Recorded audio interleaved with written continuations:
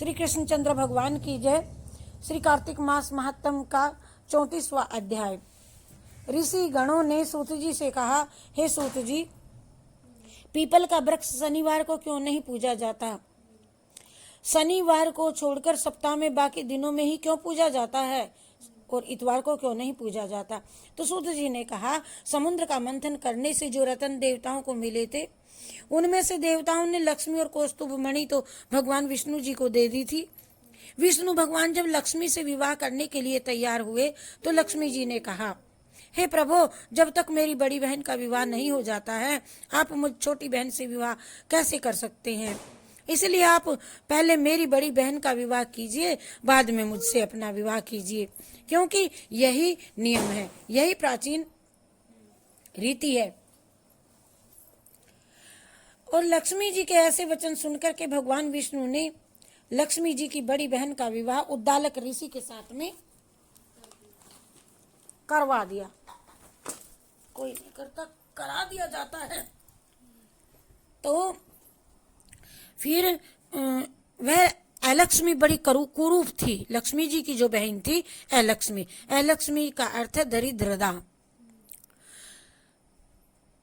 बड़ा मुख, चमकते दांत, वृद्धा के समान शरीर, बड़े बड़े लाल लाल नेत्र, रूखे बाल में ऋषि उद्दालक भगवान विष्णु के आग्रह पर मान गए और विवाह करके उनको वेद मंत्रों की ध्वनि से गुंजाते हुए अपने आश्रम में ले आए।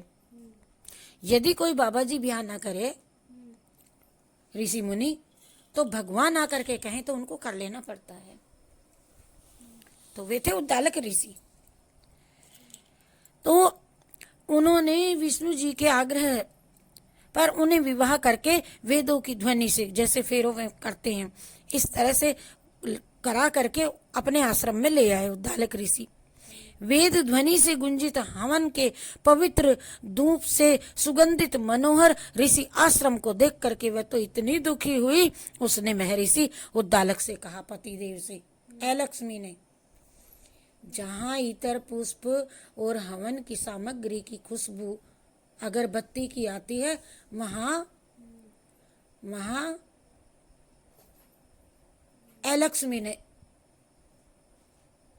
लक्ष्मी ही रहती है। वहां जहाँ वेदों की ध्वनि होती है वहां पर दरिद्र नहीं रहती, उसे नहीं सुहाता साफ सफाई, भजन, पूजा पाठ, सुबह का जागना, सबको प्रणाम नमस्कार करना अलक्ष्मी को नहीं सुहाता था। वह कहती है, मैं यहाँ नहीं रहूंगी, यहाँ पर तुम गणंतवा ननंतवा करते हो। तो वेद ध्वनि से गुंजित हवन, पवित्र धूप, सुगंधित मनोहर ऋषि के आश्रम को देख करके वह तो बहुत दुखी हुई, अर्थात वह रोने लगी। उसने महर्षि उद्दालक से कहा, इस आश्रम में वेदों की ध्वनि होती रहती है, अतः इस स्थल में मेरे लिए यह योग्य स्थान नहीं है, अतः तुम मुझे किसी और जगह पर छोड़ आओ, ले चलो। उनकी बात सुन करके महर्षि उद्दालक ने कहा, तुम यहाँ पर क्यों नहीं रह सकती हो? बताओ क्या कारण है? और तुम्हारे रहने के योग्य दूसरी जगह हो भी कौन सी सकती है? बताओ, मैं कहाँ छोड़ करके आऊं तुम्हें? यह मुझे तुम ही बतलाओ। अलक्ष्मी दरिद्रा ने कहा, जहां पर वेद ध्वनि होती हो, अतिथियों का सत्कार होता हो, यज्ञ आदि होते रहते हो, उस स्थान पर मैं न रहूंगी, मैं नहीं रह सकती जहां इतनी साफ सफाई है। और जहां पर पति पत्नी का आपस में प्यार हो, पितरों के निमित्त यज्ञ होते हो, देवताओं का नित्य पूजन होता हो, वहां पर मैं ना ही रहूंगी, रह नहीं सकती मैं। और भाई कहाँ रहेगी? मैं वहां रहूंगी जहां दिन रात पति पत्नी नोक झोंक लड़ाई करते हो, तेरी मेरी करते हो, माँ बहन करते हो, और जहां से अतिथि लोग सदा निराश होके लौटते हो, भूखे प्यासे, बिना खाए पिए, जहां पर पूज्य बूढ़ों की, सत्य पुरुषों का तथा मित्र भाईचारे का अनादर होता हो, और जहां पर अति कठोर कुशब्द बोले जाते हो, वाणी, कठोर वाणी, मतलब जानते हो आप जैसी वाणी, कठोर वाणी किसे कहते हैं? मैं, तू मेरी माँ की बहन की, और वहां पर मैं रह सकती हूँ। जहां पर दुराचारी हों, चोर चपट्टे हों, पर स्त्रीगामी प्राणी रहते हों,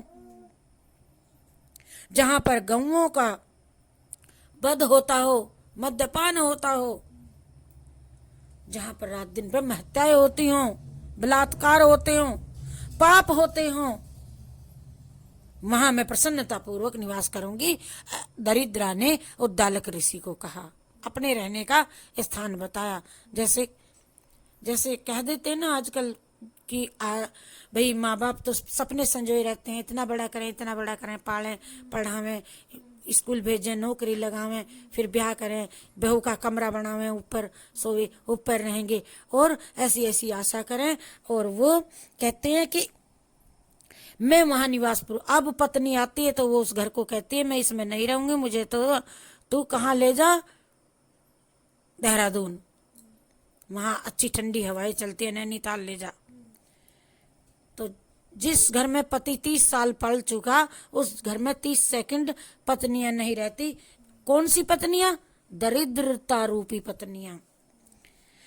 तो वहां मैं प्रसन्नता पूर्वक रहूंगी। दरिद्रा ने अपने रहने का सही ठिकाना मत बता दिया उद्दालक ऋषि जी को। इस प्रकार लक्ष्मी के वचन सुनकर महर्षि ने अपना, उद्दालक का मुख मलिन हो गया। वह उस बात को सुनकर के चुप रह गए। क्या कहूं, मेरे ही घर में, मैं ऋषि हूं, महात्मा हूं, और मेरे घर में मैं क्या। थोड़ी देर तक चुप रहने के पश्चात उन्होंने उससे कहा, अच्छा चलो चलो मेरे साथ, उठो अभी चलो।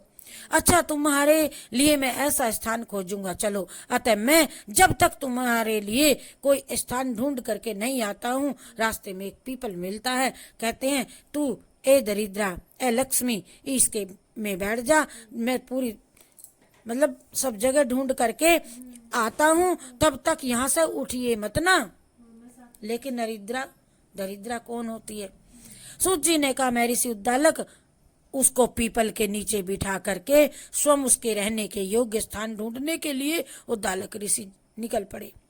लेकिन जब तक बहुत काल तक प्रतीक्षा करती रही, वे वापस नहीं लौटे। मिला ही नहीं ऐसा स्थान, क्योंकि सतयुग था, कहीं ऐसा होता नहीं,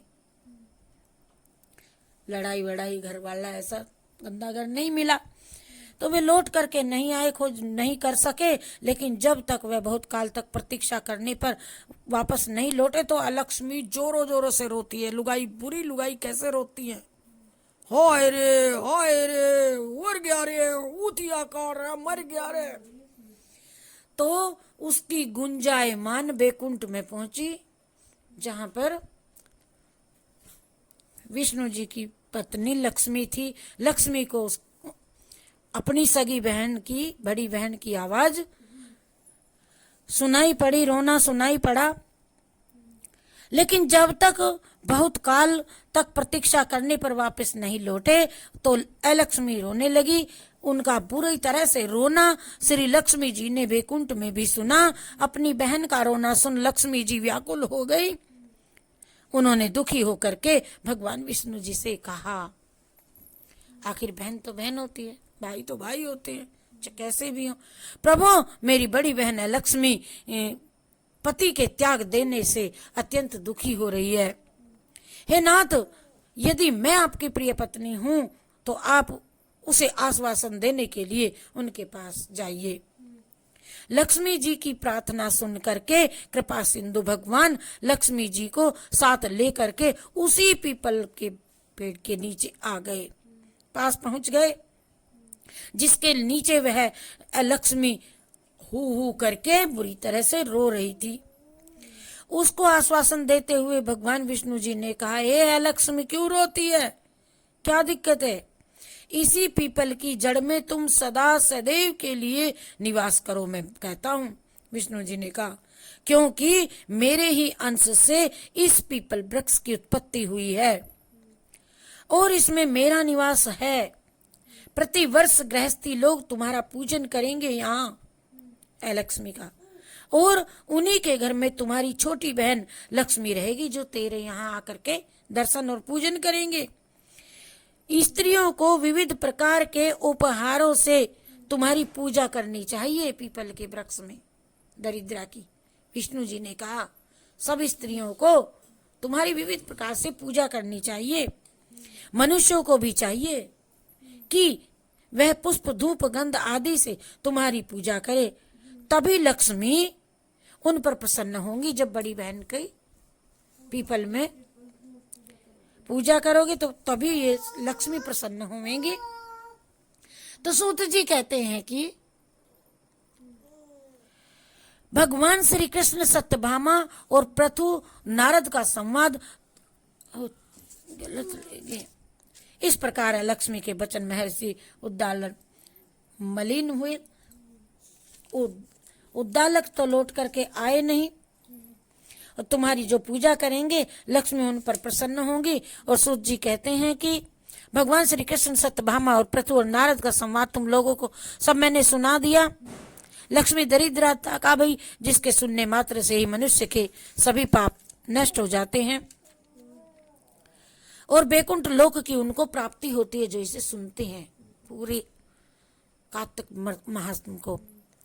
और तुम लोगों को जो कुछ पूछना हो तो पूछ सकते हो, उसे भी मैं विस्तार पूर्वक कहूंगा। सूत जी की बात सुनकर के शौनक जी ऋषि महर्षि थोड़ी देर तक तो प्रसन्न चित्त वहां बैठे रहे। इसके पश्चात बद्री नारायण जी के दर्शन के लिए चले गए। जो प्राणी इस कथा को सुनता है और दूसरों को सुनाता है वह इस संसार में संपूर्ण सुख प्राप्त करता है। जय श्री कृष्ण, जय श्री कृष्ण, जय श्री कृष्ण। ये